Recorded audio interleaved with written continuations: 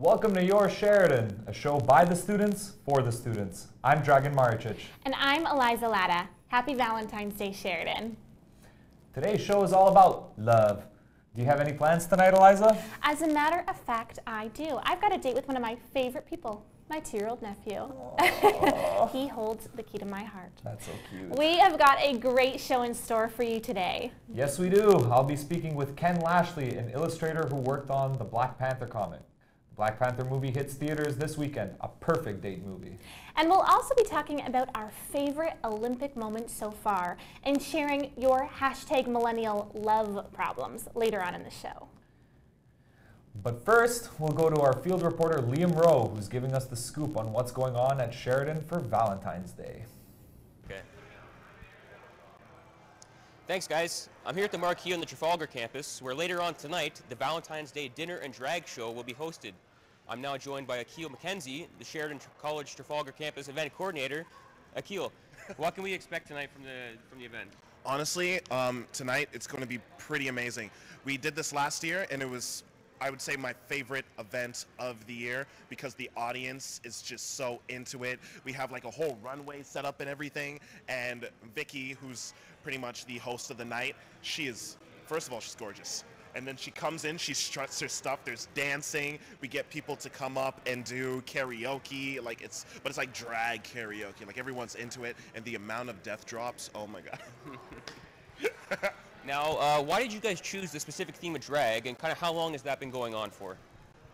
It's kind of something I started last year, and when I was coming up with it, I was like, we were actually sitting down at a table, and we were talking about things we've done and stuff. I'm like, you know what I've never done? And it's like, what? I never got to go to a drag show before in my life. And they're like, yeah, I've never gone to a drag show either. I'm like, I wonder how many people haven't gone to a drag show. And then at that point, pretty much the idea came. I'm like, yo, let's hook this up. This would be an amazing time. Because I know some friends that have gone to them, and they were like, it was lit. And I was like, yeah, why don't we do that too? Because I know there's a lot of students in the Sheridan community that actually participate actively in drag. So. Now, how much are tickets? Where can people get them from? And when does it start and end tonight? $5 online. It starts right here at 7. And when does it end? Whenever the party stops. It should be a good night. Thank you so much for joining us, Akil. Back to you guys in the studio. Thanks, Liam. And those were some good moves. Each week on Your Sheridan, we bring our question of the day to you. We want to know, what is love? What is love? Yes. Tweet or direct message us on Instagram at YourSheridanTV and let us know what love is to you. We'll be back after this short break with your news and entertainment. Don't go anywhere.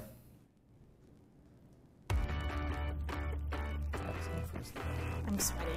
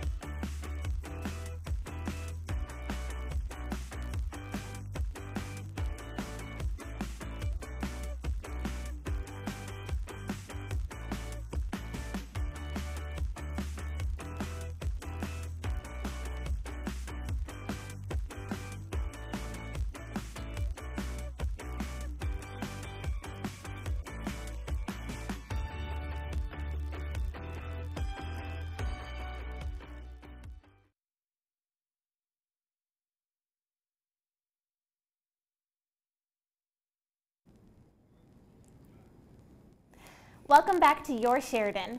Here's Alyssa Lashbrook with the top news stories of the day.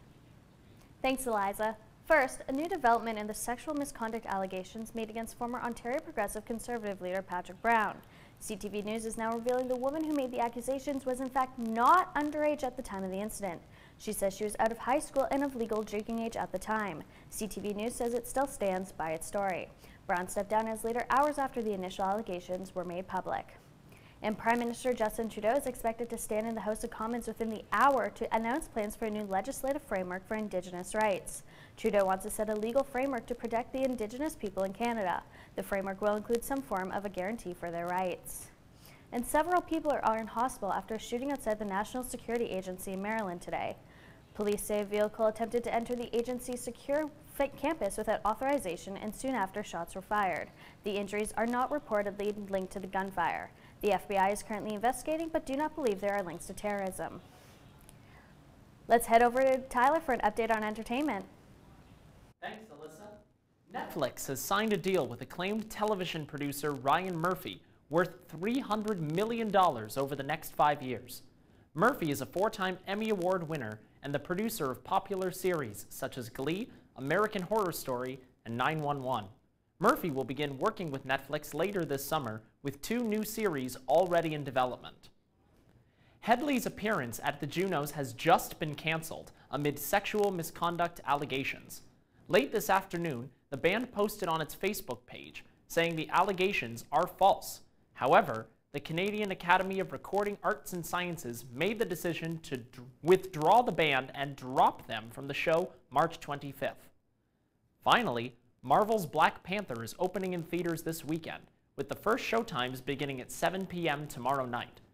The film is expected to gross as much as $170 million for its domestic opening weekend. If that happens, it will set a new February opening record and the largest debut for a solo Marvel character. Fox's Deadpool holds the current record with $152 million in 2016. But before Black Panther hits theater screens, it was a much-loved Marvel comic book. For more on that, let's go back to the studio. Thanks, Tyler. We're joined now by Ken Lashley, an artist for Marvel and DC Comics who personally worked on the Black Panther comic book. Ken, first and foremost, thanks for joining us today for this little chat and taking some time out of your day to speak on Black Panther and comic books. No problem. Awesome. So you're a penciler for the comics. Take us through a day in the life of a penciler and sort of what your role is and what you do. Well, I mean, it's changed a lot over the years. It used to be just straight pencils where I would get a script and I would just draw it and that'd be kind of it. Now it's really, I'm more of a creator. We sort of co-plot it together, and co-plotting means they come to me with sort of an idea, we work on it together as to where the story should go, and then I spend an exorbitant amount of time in my studio drawing a lot of pretty cool pictures. Well, I think they're pretty cool. And I probably spend about 12 hours a day in here. It's a fun job. It's a lot of time. But that's really what most of my day consists of. In the mornings, I usually do a little bit of rough drawing, and I draw straight to ink. So I try to get about 1.5 pages done a day. Sometimes a little faster depending on deadlines. My last X-Men book I did in 9 days, so that was like 3 pages a day because we were running out of time. But that's not the norm. But you have to be able to do that if you can. That's my regular day. Wow, that's impressive. So Black Panther, the character, has been around since the 1960s, late 1960s. When did you first discover the character? Well, my mom gave me I was into comic books as a kid, and my mom gave me a comic book, and I don't think she read it before she gave it to me. She just gave it to me like, "Oh, this is Black Panther. You like comic books? He's a black character." He was fighting the KKK in the issue, so it was kind of a little bit beyond my scope as a 9-year-old. But it was, I got bitten by the bug of comic books, and that was my first love of comics was this character, Black Panther. So it's an amazing thing to see a movie, coming out now with Black Panther as lead and people of color up there. I just can't imagine. I'm very fortunate. I got a chance to work on Black Panther, and I created some characters, and I did some designs for Shiri, his sister, and Dala Miraja in the fighting force. I did a lot of those designs, and I drew Wakanda. And I work with Reggie Hudlin, who's the creator of Django and, lots of things in Hollywood. And, we did Marshall, the movie that just came out a little while ago. And, these are friends of mine. So we're working together on this book. And it's an amazing thing to work with other Black creators on Black Panther. It's an amazing opportunity. And it's just great to see. That's amazing, man. It sounds like a lot of fun. How have you revised the character? It's funny when I got a chance to. Okay, so one of the things I did was to call it Deadliest Species, and it was Shiri taking on the mantle of Black Panther to his sister.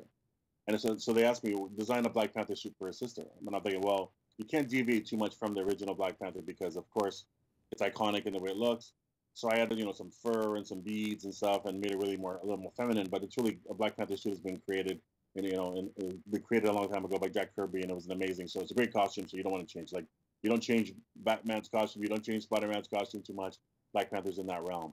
Yeah. So it's fun to add your own, unique bits to it yourself, but it's really, it's like 80% 20 rule. 80% has to be recognizable, 20% you can play with. Nice, that's awesome. What was your role in the creation of the film? I didn't have much to do with the film, but they used my work as a lot as the base. So they used a couple of graphic novels, Deadly Species being one of them.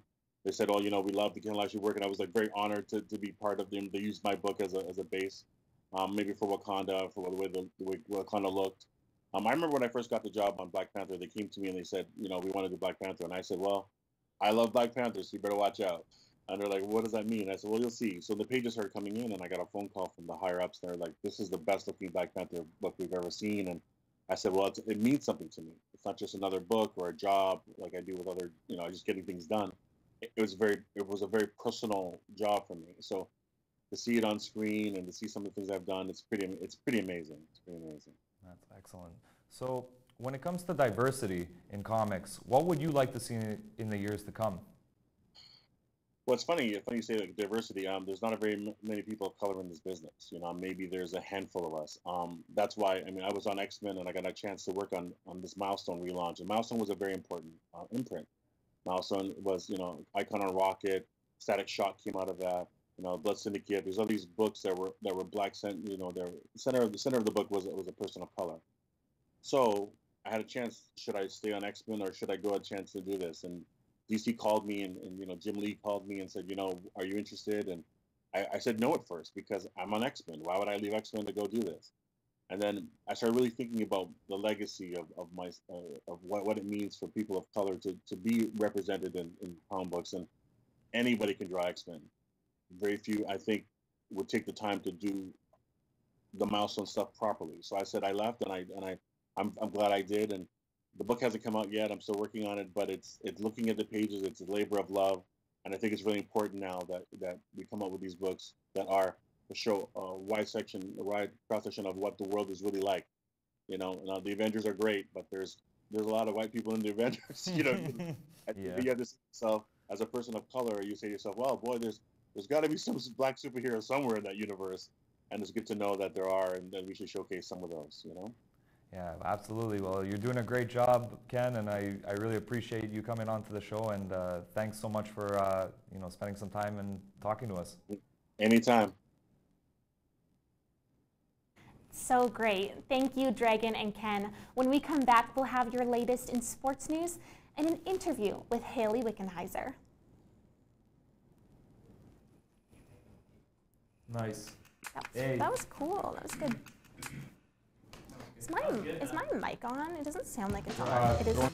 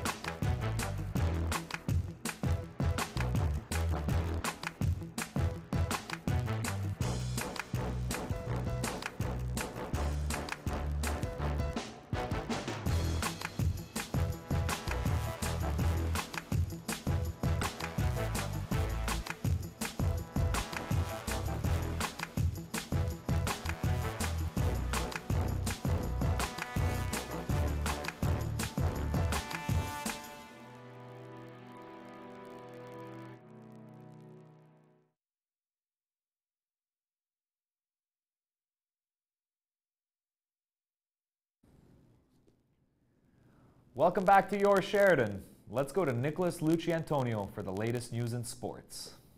Thanks, Dragon.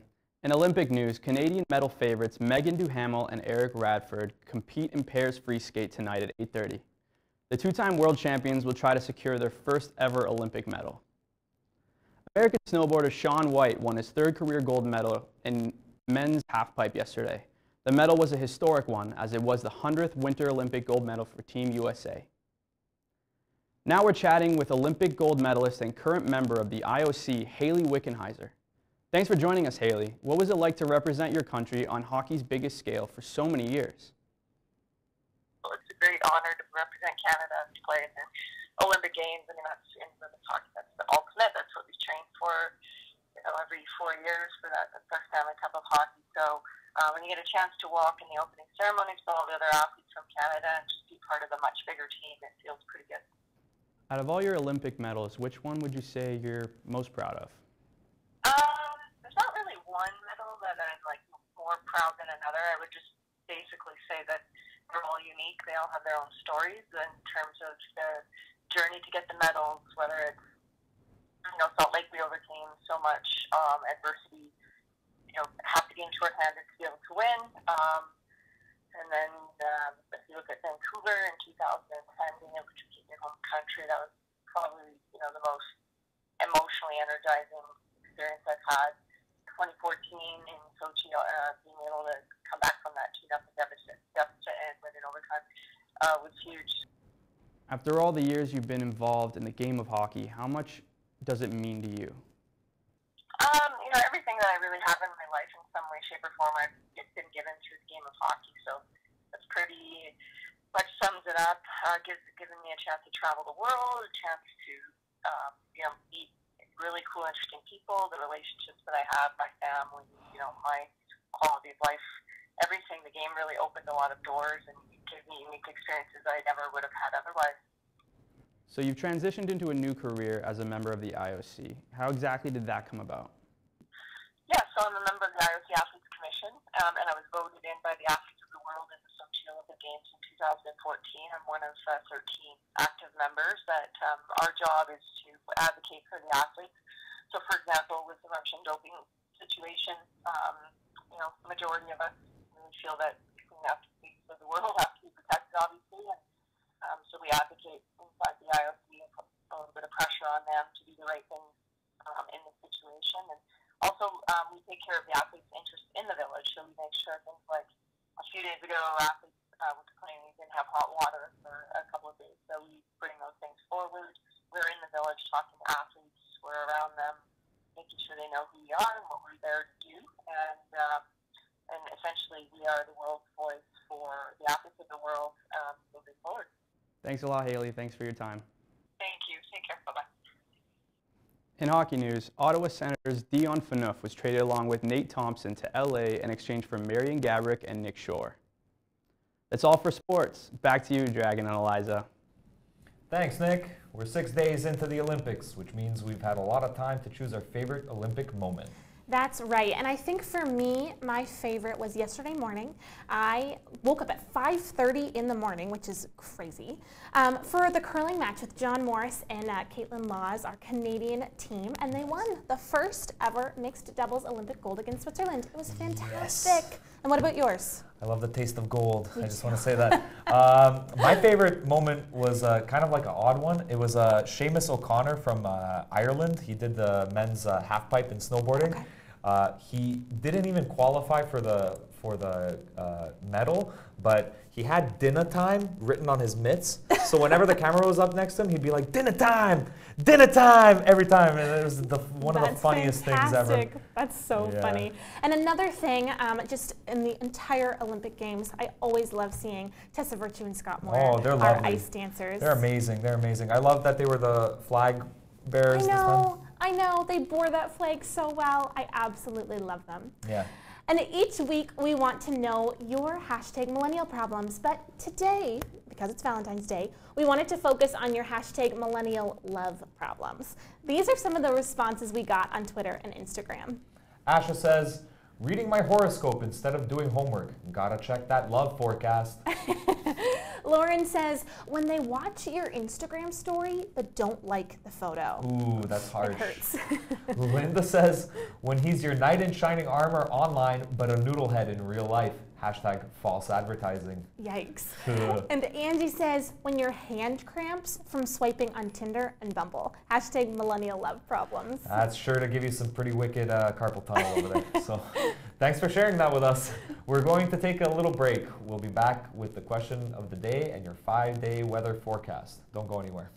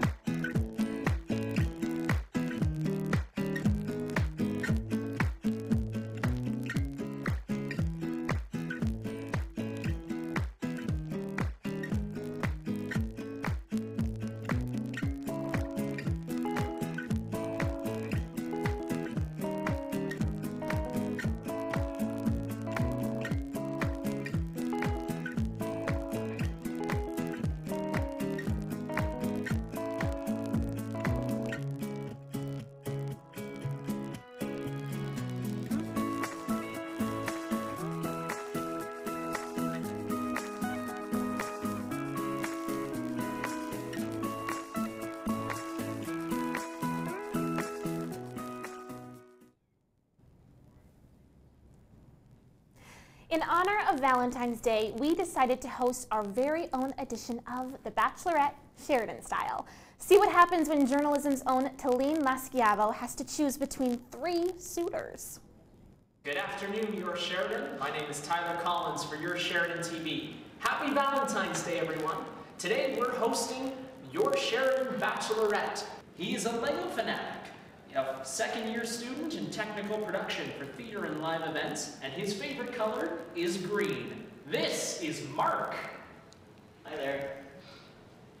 Our second eligible bachelor is learning Japanese, a 4th-year game design student, and his favorite food is Kraft Dinner. Give it up for James. And finally, bachelor number 3 has directed a YouTube documentary with 7,000 views, is a part-time arts and science student, and favorite TV show is House of Cards. This is Kareem. Hello. Sitting on the other side is one of our eligible bachelorettes here from the Your Sheridan broadcast team.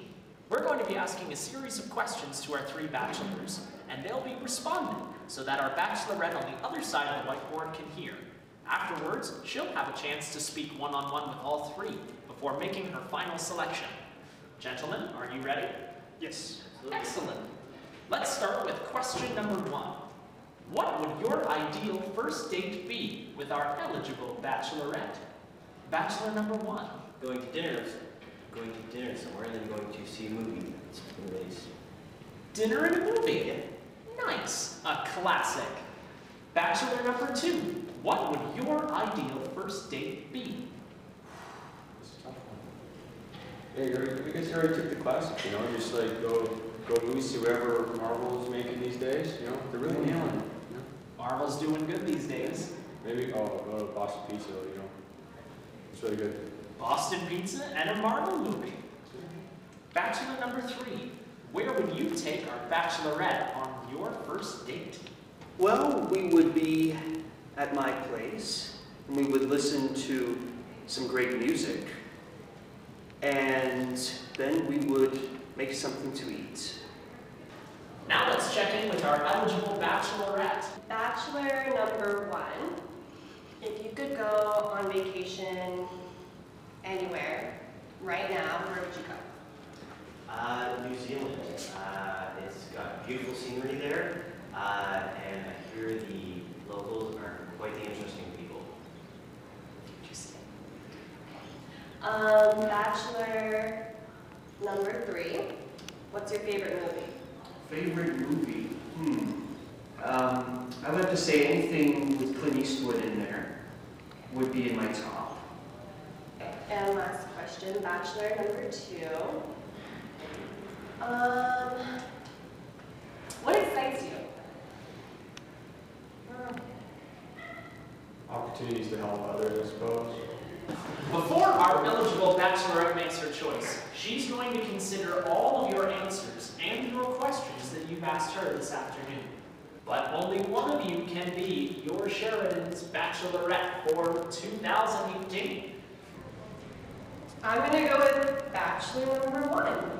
Bachelor number 1, congratulations. Could you and our Bachelorette stand up and come in front of the whiteboard? Bachelorette, this is Bachelor 1, Mark. Bachelorette 2018. Back to you guys in the studio. Good choice, Talene.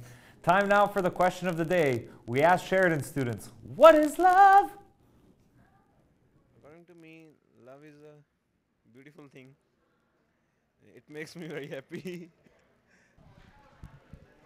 Love is iced coffee.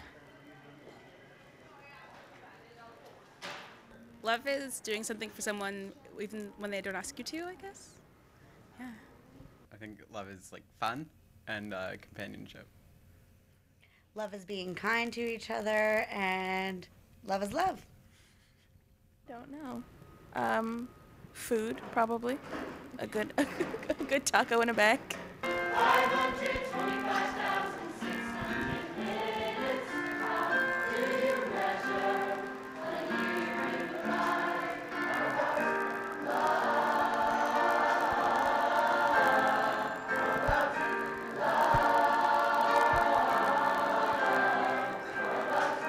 Now I've got to ask, who's got the weather? It's freezing outside, and the snow is covered in ice.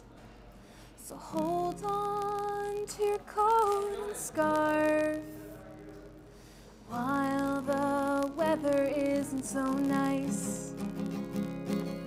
Today we're at a -1, but it feels like -8. Luckily there's no sign of snow. It should be sunny all day. Thursday will be our warmest day of the week. 7 degrees, sunny with a chance of showers. Friday at 0 degrees. Saturday at -2. Sunday at 3 in the early hours. Looking into next week, the temperatures begin to rise at a high of 6 degrees. Ongoing flurries, so stay safe on the roads as we continue to get more snow. Don't go anywhere in a hurry. I'm Sage for your Sheridan. Now back to you in the studio. That's all for today, Sheridan. But before we go, I have one surprise for my lovely co-host. Here it is. Oh, I want you to be my co-host. I'm Eliza Latta. And I'm Dragan Maricic. Thanks for tuning in. Have a happy Valentine's Day. Happy Valentine's Day.